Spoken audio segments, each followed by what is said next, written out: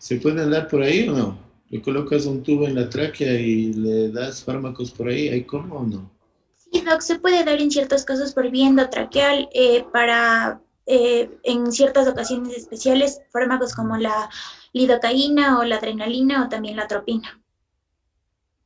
Ya, demasiado tarde, se tarda mucho en responder. A ver, espérense. Mm,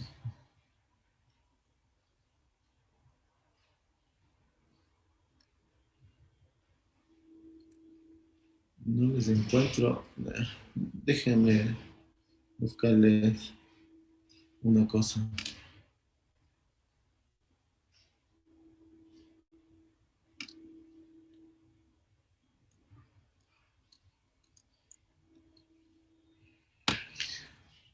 Ah, caramba.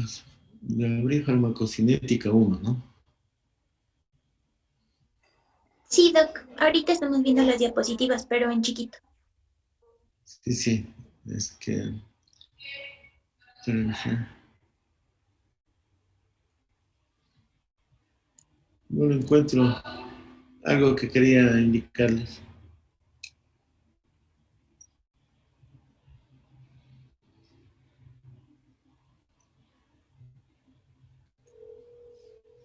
Ujú.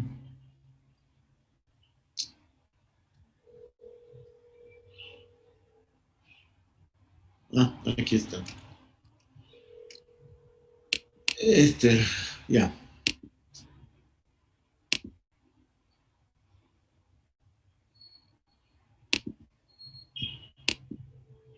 ya. Entonces hay ciertos fármacos que se pueden, en situaciones especiales, un paro cardiorrespiratorio, por ejemplo, a veces no es posible coger una vía periférica, pero una central en ese caso. Pero sí es posible que algunos sean intubados. Entonces hay fármacos como la epinefrina, la lidocaína, la vasopresina, la naloxona, que podrías administrar por esa vía. Mm, La idea de que poner el resaltador amarillo ahí, lo que pasa es que generalmente los hago en PowerPoint, pero en en la Mac suele interpretarlo de diferente manera. Entonces la idea era que estén resaltados, no ocultos. ¿Sí? Ya. Entonces sí es otra vía de administración. A ver, hablando de biodisponibilidad, es lo que ayer creo que no me escuchaban. Ya hablamos sobre biodisponibilidad absoluta y relativa, ¿no es cierto? ¿Ya quedó claro eso? Sí creo que vieron el concepto. ¿Sí? Y yo les Sí, pedí que Doc. ya, la relativa es cuando el estándar y el test se da por la misma vía, es decir, vía oral puedes dar tabletas y un jarabe. Pero si le comparas quieres calcular la biodisponibilidad absoluta, que sabemos que intravenosa, es cuando el estándar, es decir, el conocido se administra por vía intravenosa, que ya sabemos que tiene el 100% de biodisponibilidad, que es la cantidad de fármaco que llega a la sangre después de un tiempo determinado en comparación con un estándar. Entonces les había puesto este ejemplo de un fármaco que tiene un volumen que se administra intravenosamente y tiene un área bajo la curva de 1530. Y lo que quiero es que calculen la biodisponibilidad absoluta de la cápsula. Hagan, calculen la biodisponibilidad absoluta de la cápsula. A ver, y otro grupo, el paralelo 9 calcula la biodisponibilidad absoluta de la cápsula y el paralelo 10 calculen la biodisponibilidad relativa. Entonces, ¿qué les estoy pidiendo ahí? Puede ser paracetamol si quieren, no para la gastritis neogas, ¿ya? A ver, entonces los del paralelo 10 calculen la biodisponibilidad relativa del paracetamol en cápsulas y en líquido.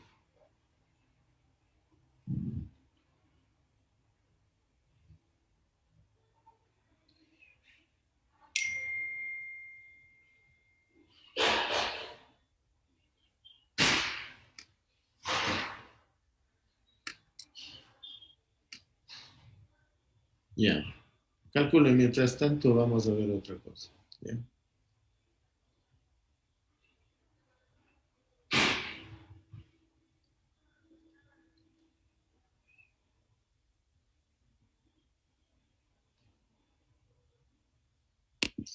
Esto ya presentaron ustedes ayer, vean ustedes, aquí está una curva de concentración tiempo.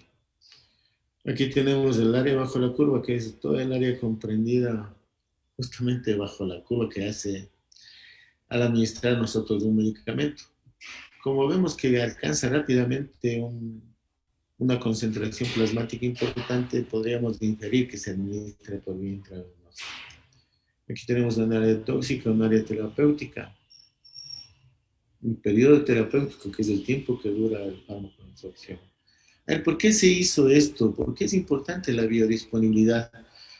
Porque se encontró en Estados Unidos que utilizando digoxina, la digoxina es un inotrópico, un fármaco inotrópico, eh, se veía que los pacientes respondían de forma diferente.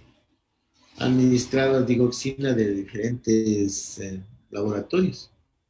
E incluso se vio respuestas diferentes de cuando se administraban digoxina de diferentes lotes de un mismo productor, de una misma empresa farmacéutica.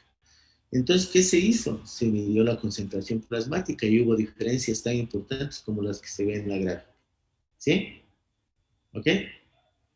Entonces, lo lógico, ¿qué les parece? El gobierno se mata diciendo que los genéricos, dice la pelea de siempre de los genéricos y los fármacos de especialidad, que mencionan que no, los genéricos no tienen el fármaco, la concentración que deberían. Entonces sería fácil midiendo la biodisponibilidad, ¿no es cierto? ¿Sí? Porque lo que haces es, a ver, ya sacaron la biodisponibilidad, la absoluta y la relativa, ya tienen la respuesta, ¿o no? Aquí está, para sacar la absoluta tienes que tomar, en este caso les pedí de las cápsulas, y la divides para el área bajo la curva del administrado por vía intravenosa, le multiplicas por 100 y te sale el porcentaje. Entonces aquí vemos un fármaco administrado, vean ustedes como el área bajo la curva, por supuesto que es mayor cuando lo administras por vía intravenosa que cuando lo administras por vía oral. Vean ustedes como la curva de concentración también va incrementándose progresivamente y el descenso también es progresivo. Vamos a ver. Y vean ustedes, también se puede hacer algo, medir por cromatografía. Tomas de algunos de los fármacos, por ejemplo, aquí está paracetamol genérico, uno de especialidad y de varios laboratorios. Y ver si mediante un aparato, ver si por cromatografía líquida dan la misma imagen en un monitor. Si no dan la misma imagen es que tienen menos concentración de lo que se dice. Y adivinen que en el Instituto de Biomedicina de la universidad a la que pertenecemos hay este aparato que es este para medir. Pero no es cierto que los gobiernos podrían comprar los reactivos y escoger al azar los fármacos y ya tendrían una idea de qué biodisponibilidad tienen. ¿No es cierto?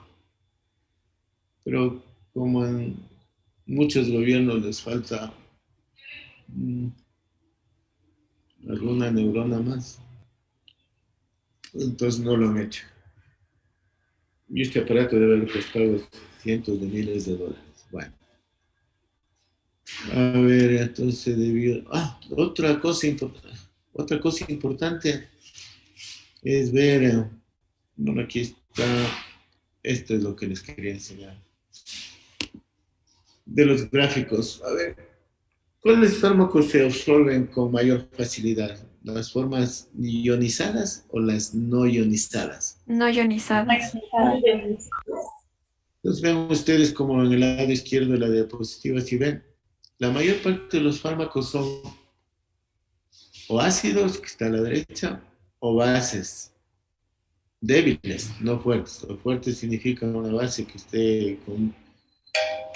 ¿Cuál es el...? Disculpa un momento.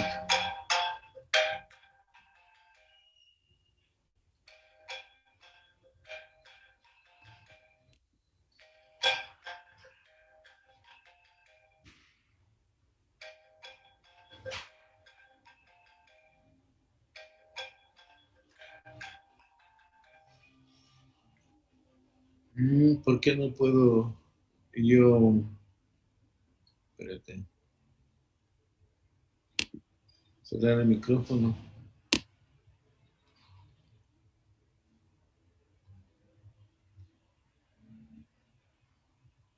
¿Por qué no puedo silenciar el micrófono? ¿Sí me escuchan? Sí, Doc, sí le escuchamos. No lo encuentro. Mm. A ver, ¿por qué no le puedo silenciar yo el micrófono? No sé, Doc. ¿Puede poner escape en donde esté compartiendo? O si desea, yo le pongo mute. Sí, por favor. Ya, Doc. Ya, Doc, ya no le escuchamos.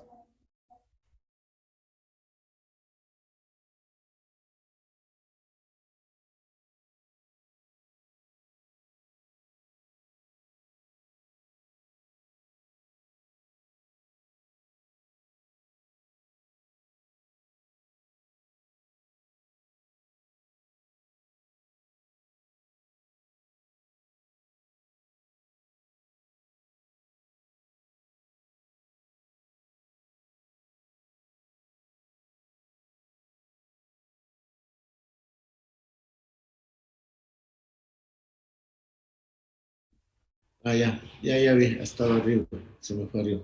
Ya, permíteme, ¿ya me escuchan? Sí, Doc, ya le escuchamos. A ver, lo que les mencionaba es que la mayor parte de los fármacos, ¿cuál es el pH normal de nuestro organismo? 735, 745. 7:45. 7:35. Sí, así es, de 7,35.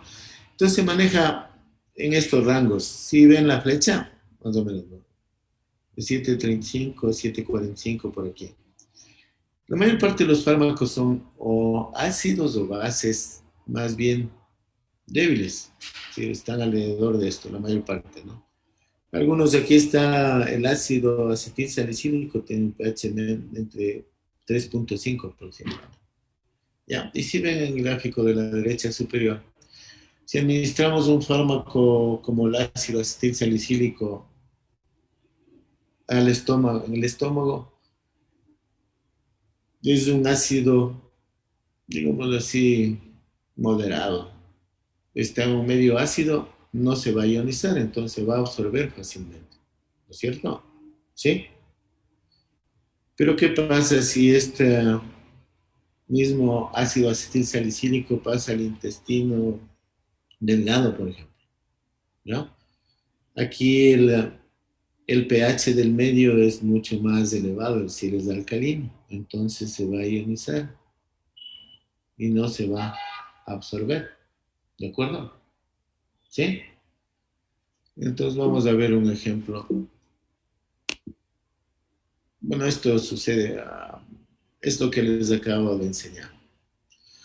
Entonces, a ver, ¿ya encontraron la respuesta a lo que les pregunté, la biodisponibilidad absoluta y relativa? La relativa sería de 85%. Y la absoluta sería de 79%. Ya, ¿y qué significa? ¿Qué interpretación le dan? ¿Cuál es la interpretación? ¿Qué La sacaron? cantidad, la cantidad del fármaco que va a ser absorbida y por ende se va a poder utilizar para el beneficio del paciente. Ya, ¿cuál sería otra interpretación? Solo hablando de biodisponibilidad. La biodisponibilidad de la cápsula oral es menor, entonces va a alcanzar una menor cantidad del fármaco, va a llegar al sitio de acción o a la sangre. ¿Sí? Solo el 87, para dejarla. La biodisponibilidad es, para la cápsula es de 80 nomás. Ya. ¿Y la biodisponibilidad relativa, cuánto sacaron ustedes? 85%, pero estaba 85.9, entonces redondeado sí sería 86%. ¿Qué significa eso? A ver, ¿cuál es la interpretación que le dan? ¿Qué interpretación le das tú? O sea, mencionaba de que si es que lo que estaba arriba era mayor a uno, decía que esa tenía mayor biodisponibilidad, pero si es que era menor a uno, sería que la oral sería un poco menos biodisponible que la líquida. Mira, lo que estás calculando, lo que les pedí es que calculen la biodisponibilidad relativa, es decir, de la cápsula y el jarabe. Entonces, ¿cuál es la conclusión que llegan al sacar que es el 86%?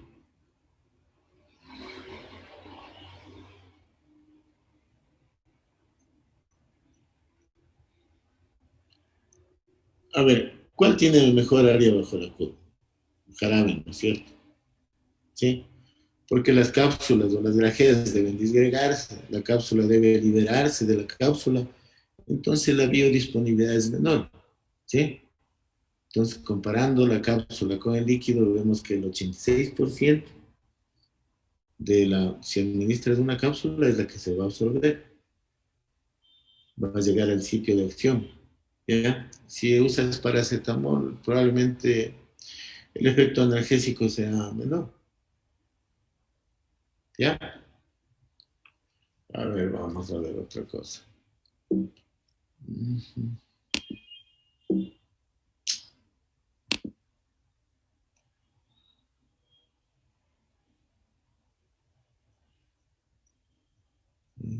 Aparente distribución. Ah, sí hemos hablado de la cinética de distribución de compartimentos farmacocinéticos, ¿no? A ver, nómbrenme ustedes, ¿cuáles son los componentes del compartimento central? Hablando de dónde se distribuyen los fármacos. Central hablaba de sangre, plasma. ¿Cómo? Sangre y tejidos periféricos. Solo sangre. ¿Cuáles son los, los compartimentos farmacocinéticos? El central y el periférico. El periférico. ¿Pero qué compone? ¿Por qué está compuesto un periférico superficial y por qué el periférico profundo? Hablando de los compartimentos donde se distribuyen los fármacos, compartimentos farmacocinéticos. ¿Se acuerdan o no? ¿O no? El compartimento central constituía lo que viene a ser la concentración plasmática. Los compartimentos periféricos como intermedios vendrían a ser como por ejemplo el músculo, que son menos irrigados que otros órganos que serían más irrigados, que son parte del compartimento central. Y como compartimentos periféricos más externos vendrían a ser órganos como la piel, que son menos irrigados, mucho menos irrigados. Ya. A ver, sí, sí. Entonces aquí está lo que no deberían olvidarse. Estos son, desde un punto de vista farmacocinético, ¿no? Se consideran tres compartimentos. Entonces el compartimento central incluye el agua plasmática, el intersticial, el intracelular, de los órganos bien irrigados, como el corazón, el pulmón, el hígado y el riñón. ¿Ya? Compartimento periférico superficial es el agua igual, intracelular poco accesible, es decir, tejidos menos irrigados como piel, grasa, músculo y depósitos celulares como proteínas. Y el compartimento periférico profundo incluye depósitos tisulares, ¿sí? A los que el fármaco se une con mayor fuerza. Algunos creen que aquí están también proteínas, pero esos son los compartimentos. ¿Por qué es importante esto? ¿Qué fármaco puede tener una distribución tricompartimental de los que han estudiado? ¿Cuáles dijeron? ¿Algún fármaco tiene una distribución de tres compartimentos o no? La insulina. No. Serían los fármacos que son muy liposolubles que actúan, por ejemplo, en el sistema nervioso central. Sí, Benzodiazepinas, pues, podría ser. bueno, van a investigar el propofol, que es lo que se está usando en esta pandemia, se utiliza mucho, es un anestésico, ¿sí? Y en casi todas las cirugías, si alguien se ha sometido a una cirugía, se utiliza el propofol, fentanilo. Entonces se tendrían que saber bien. Bueno, aquí vemos un... Ahora les voy a presentar de nuevo. Aquí está representado la sangre, un compartimento central, es un modelo monocompartimental, ¿sí? Y aquí está, vamos a representar una curva de concentración tiempo. ¿Sí ven, no? Las abscisas y las ordenadas. ¿Sí? ¿Sí se ve o no se ve? Sí, Doc, sí vemos. Pues, ¿qué pasa si administramos un fármaco?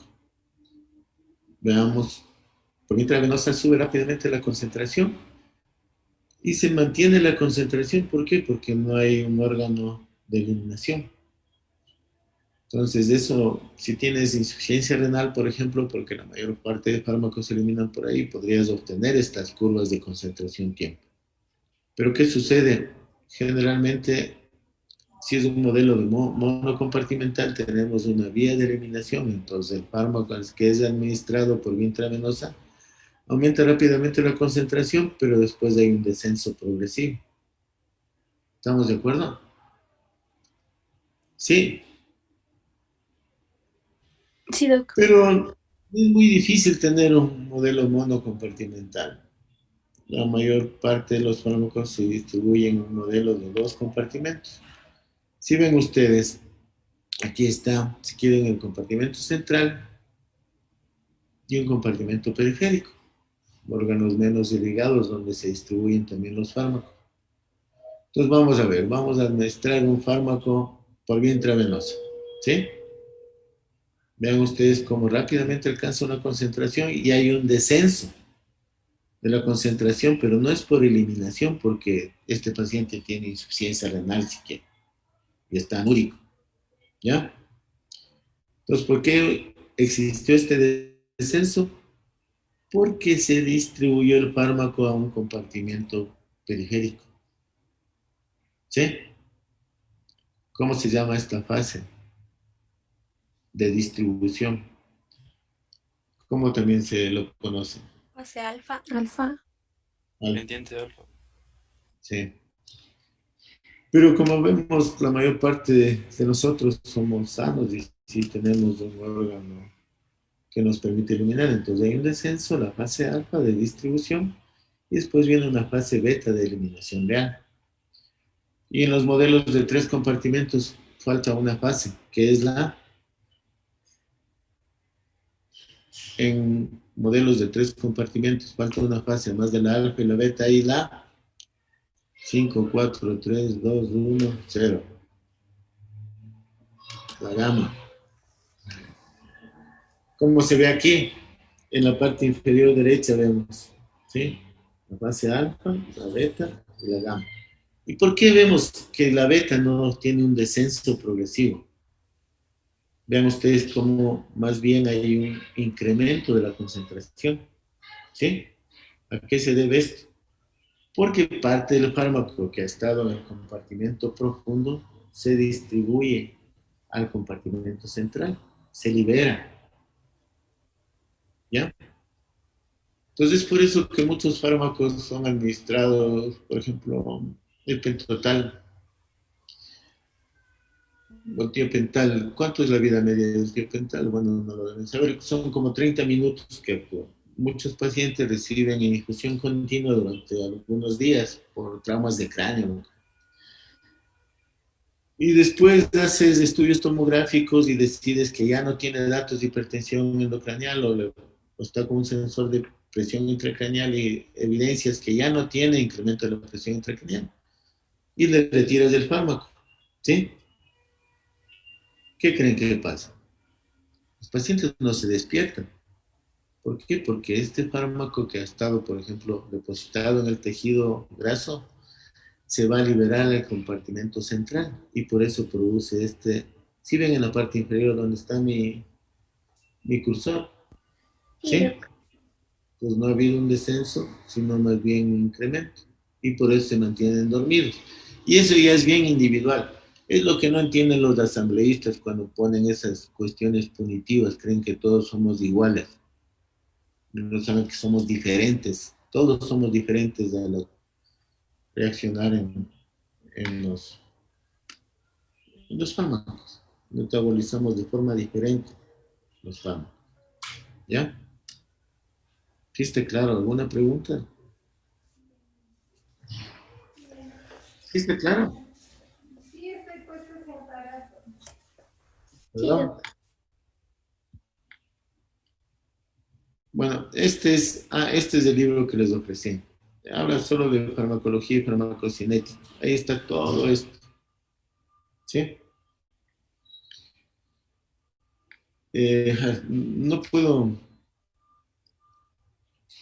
restaurar la página todavía porque esa la tengo en mi casa. Entonces no estoy en la casa, por eso no puedo hacer. Espero el fin de semana hacerlo.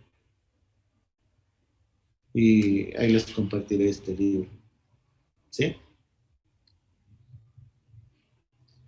A ver, esto es lo mismo.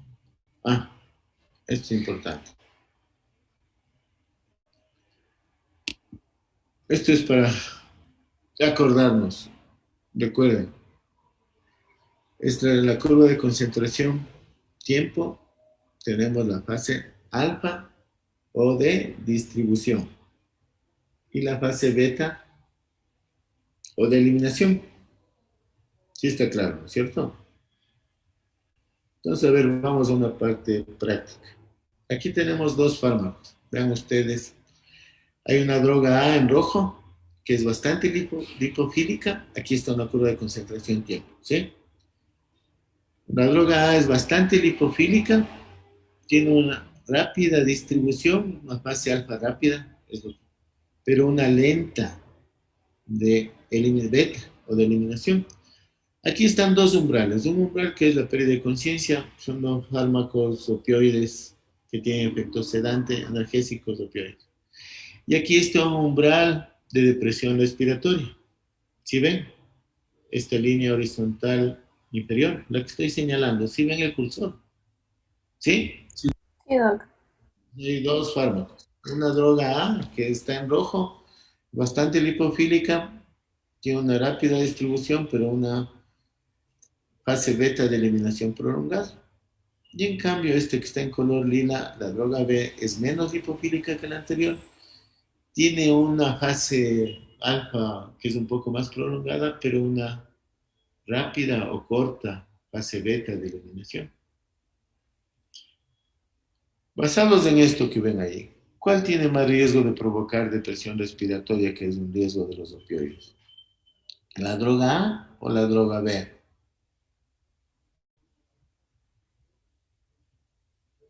¿No? La droga A les cuento. La droga A es fentanilo y la droga B es morfina. ¿Cuál es la que tiene más riesgo de provocar depresión respiratoria? ¿El fentanilo o la morfina? La morfina, ¿Tiene porque mayor riesgo de provocar depresión respiratoria? mm, diría que sí, Ya, porque tiene más tiempo sobre esa concentración necesaria para que dé ese tipo de anomalía. de acuerdo. La droga A es fentanilo.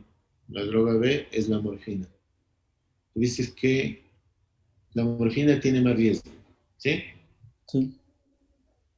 Pero está, a ver, ¿qué opinan los demás? 5, 4, 3, 2, Doc, 1. yo opino que al contrario sería la droga por el hecho de que, o sea, la curva de eliminación es más larga y entonces va a ¿Sí? estar ahí sobre ese límite de la depresión respiratoria por más tiempo que la B.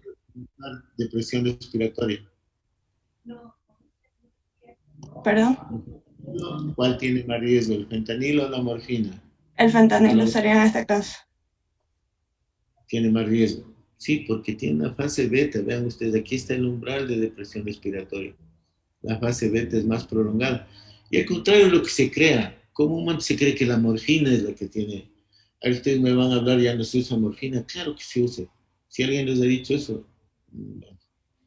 pero por supuesto que se usa, ¿sí? Y fentanilo también. Sí, entonces, ¿cuál tiene más riesgo? Aparte que el fentanilo provoca tórax leñoso y ese tipo de cosas. Usar fentanilo en infusión continua para calmar el dolor es mucho más riesgoso que usar morfina para control del dolor en pacientes que tengan dolor intenso, ¿no? ¿Sí? Los que usan terapia del dolor prefieren la morfina, por eso, los que hacen terapia del dolor. ¿Está claro? Sí. Y hay Sí, que doctor. tener bien claros sus conceptos, por supuesto, ¿o no? Doc, pero una pregunta. O sea, tiene más riesgo el fentanilo, pero igualmente la morfina tiene riesgo de depresión respiratoria igual, ¿no? Claro, o sea, no es que, a ver, si le pones una dosis de 50 miligramos, seguro que le va a dar un paro respiratorio. Pero por supuesto, pero la idea es que ubicar en dosis equipotentes, ¿ya? Valorar cuál tiene más riesgo de que provoque depresión respiratoria, si no es, debería estar monitorizado, por supuesto, ¿ya? Debería estar cuidado, no en un piso, porque esto es un manejo que se hace con control cercano, ¿ya? Pero a ver, si tienes un dolor intenso, los dos son analgésicos opioides muy buenos, como ustedes debemos ver eso. Dos que hacen terapia del dolor, cirugías de columna, por ejemplo, que no les ponen un catéter peridural, utilizan esto en infusión continua. ¿Y prefieren qué? La morfina. ¿Está claro? ¿Sí? Bueno, vamos, algo más les quería indicar.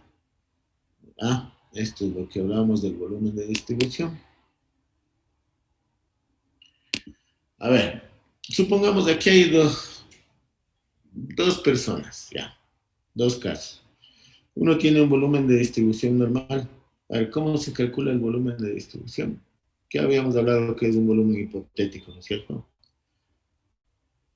Ya, tiene un volumen de distribución de 10 litros. Y hay otro paciente que tiene la misma edad, el mismo peso, pero este paciente tiene insuficiencia cardíaca, ¿ya? El que está a la derecha, representado por estos recipientes, ¿ya? Y nosotros tenemos que administrar, a ver, un fármaco, 100 miligramos, que tiene 100 miligramos, digamos que tenga un analgésico, por decir algo, que la dosis habitual o viene inyectable en 100 miligramos, digamos el paracetamol, aunque la dosis es de 1000, pero bueno.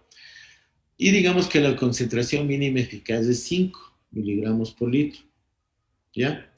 Entonces la administras a este paciente que está normal, y le das 100 miligramos dividido para 10, la concentración es de 10 miligramos por litro. Entonces, ¿sí supera la concentración mínima eficaz? Sí, ¿no es cierto? 5 miligramos por litro. Pero, ¿qué pasa si le das esta al paciente o este mismo paciente desarrolló insuficiencia cardíaca, o le dio una falla renal y tiene un volumen de distribución más alto, como 100 litros?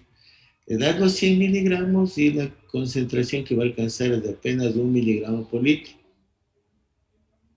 muy por abajo de la concentración mínima eficaz, ¿no es cierto?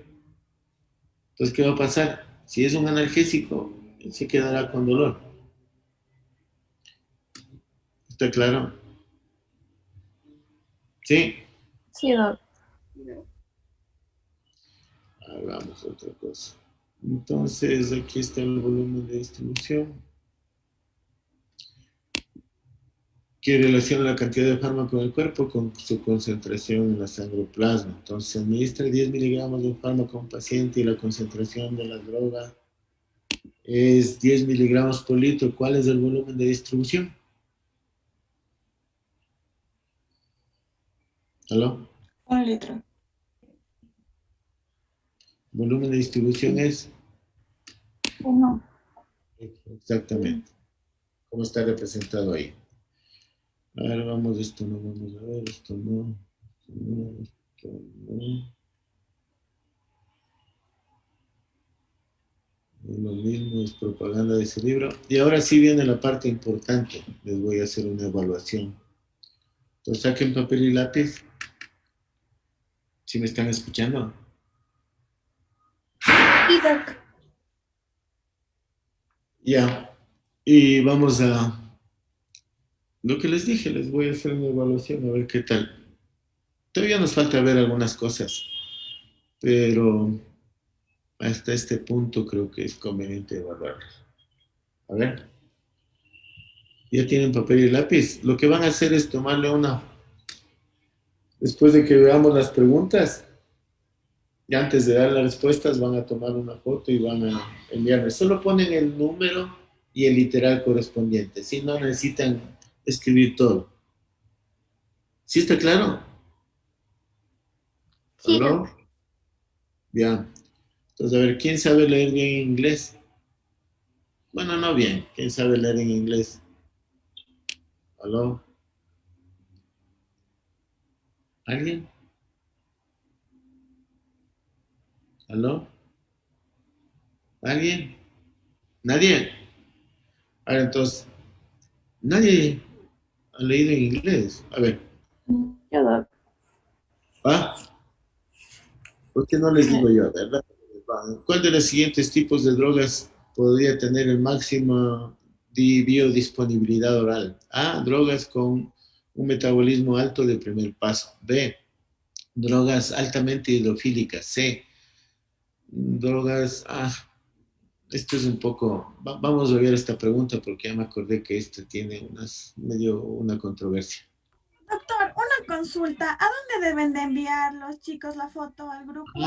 Le envían cierto, buena pregunta, a Génesis o a, ¿cómo es la representante? Adriana. Sí, ¿Están ahí? Adriana, yo. Ajá. Ya. Ya, vamos a ir a la pregunta 1.5, la inferior. ¿Sí? ¿Sí me escuchan? Sí, Doc, sí le escuchamos. Ya. Entonces dice un paciente varón de 40 años de 70 kilos fue recientemente diagnosticado con una infección que involucra un estafilococo aureus meticilin resistente. Él recibió 2.000 miligramos de vancomicina como una dosis de carga intravenosa. El pico de concentración plasmática de la vancomicina fue reportado de 28.5 miligramos por litro. El volumen aparente de distribución es A, 1 litro por kilo, B, 10 litros por kilo, C, 7 litros por kilo, D, 70 litros por kilo, E, 14 litros por kilo. Contesto. Y le envían a Génesis. ¿Cómo hacer? Sí, es lo único que se me ocurre. Doc, únicamente la última pregunta, ¿no es cierto? Únicamente la última, sí. Ya, Doc. Solo ponen el número y el literal. Ya deben haberte enviado un montón.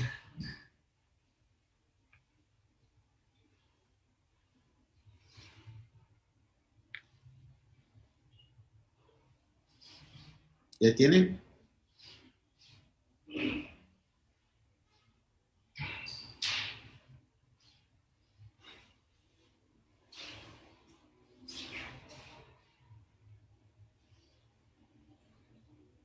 ¿Ya tienen?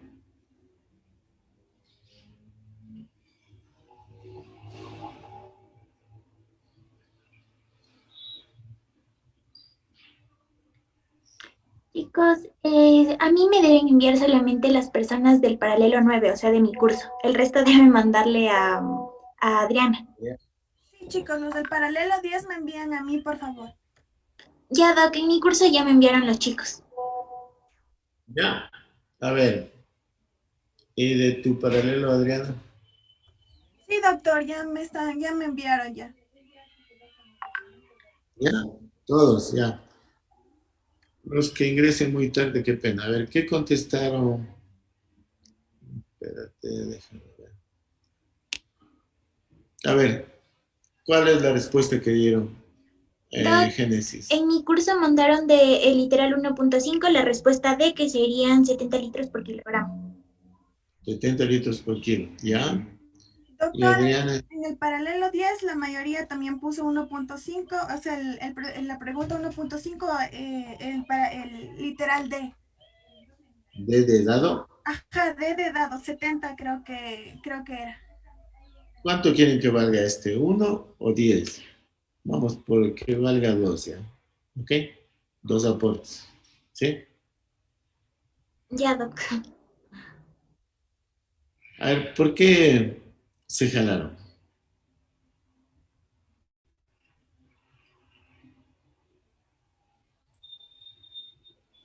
La respuesta es A.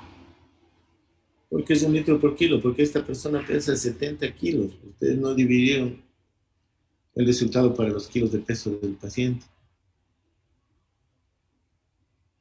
¿Sí? ¿Está claro? ¿Aló? Sí, ¿Aló? Doc. Sí, Doc. Ya este iba por 2, ¿no es cierto? Ya. Sí, Doc. Entonces sí está claro por qué se jalaron. Sí, Doc, nos falta dividir por el peso porque ya nos salían los 10 kilogramos. Ahora esto vamos a hacerle grupal, porque si no nos demoramos mucho haciéndolo así, individualmente. A ver, alguien que lea, esto sí está en español, entonces me imagino que sí se lee bien. A ver.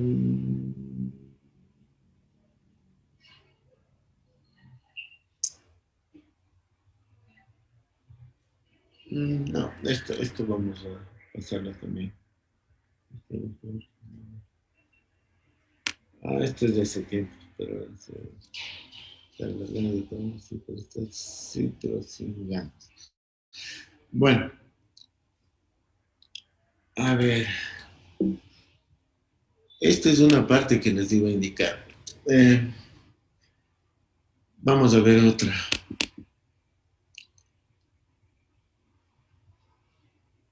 Verán que después tienen que indicarme cuáles son los aportes positivos y negativos. Y tienen que tomar en cuenta los individuales también, ¿no es cierto? Sí, Doc.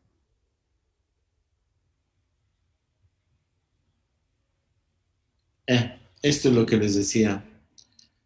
Esto quería indicarles. Entonces aquí está. ¿Qué es lo que pasa con nosotros? Aquí está el número de personas y aquí está. A ver, ¿qué se hizo? Esto se hizo en 290 personas que están representados aquí. Esto como campana de Gauss. No parece una campana real, pero así es. Entonces se les administró una sustancia por vía oral y después se midió el metabolito en orina. Porque este sustrato era metabolizado por la enzima CYP2D6. Entonces, de esta forma se ve que, vean ustedes, aquí está la mayor parte de la población. Muy pocos de esta población, digamos 1, acá 2, acá 3, ya se encontró metabolitos en poco tiempo. Y conforme pasaba el tiempo, la mayor parte de la población se encontraba en este periodo. Y había otros que eran metabolizadores lentos, que solo se encontró el metabolito en orina con sonda vesical, pues deben haber hecho. Se encontró ya muy tarde, estos son los metabolizadores lentos. Por eso nosotros no somos iguales, metabolizamos de forma diferente los fármacos. A ver.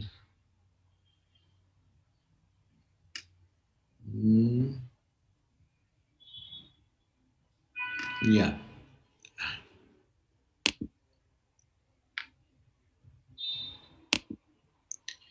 A ver, vamos a ver. ¿Quién quiere leer? Y van igual, a ver, en esta, tienen que hacer lo mismo, papel y lápiz, ¿sí? Y van colocando el numeral y el literal. Y le envían igual a Génesis y a Adriana. ¿Sí me escuchan?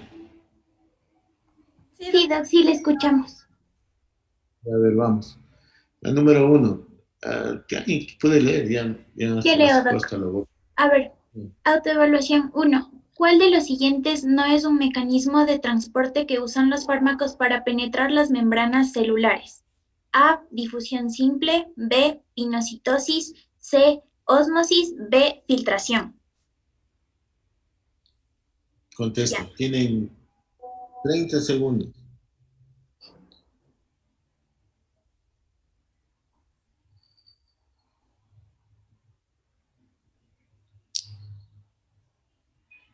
Ya, la siguiente. A ver, la siguiente. 2. ¿Cuál de las siguientes es la fracción de medicamento que se absorbe más rápido? A, fracción liposoluble, B, fracción hidrosoluble de alto peso molecular, C, fracción hidrosoluble de bajo peso molecular, o D, ninguna de las anteriores.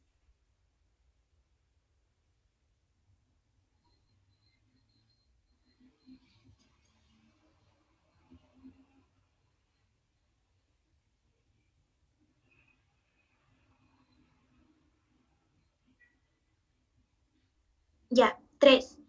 Proceso por el cual una droga llega a la circulación desde su sitio de administración. A, absorción, B, distribución, C, biotransformación, D, eliminación.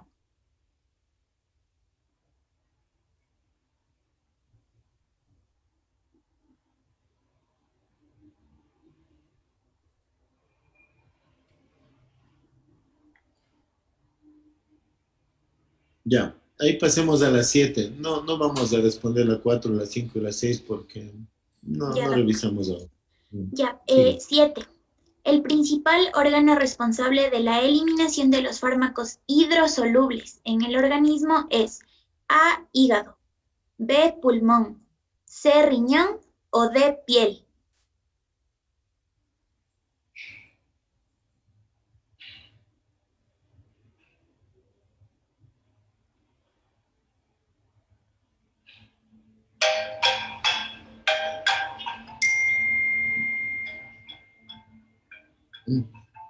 Ya les di la respuesta.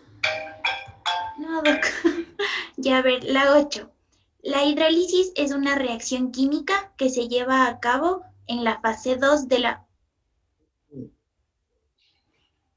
Ya, biotransformación. esperen. A ver, esperen. Bueno, ya nos vamos a quedar ahí, aunque ya vieron alguna respuesta. Sí, por favor. Nos vemos. A ver. Todavía nos falta profundizar en esto de las curvas de dosis y respuesta.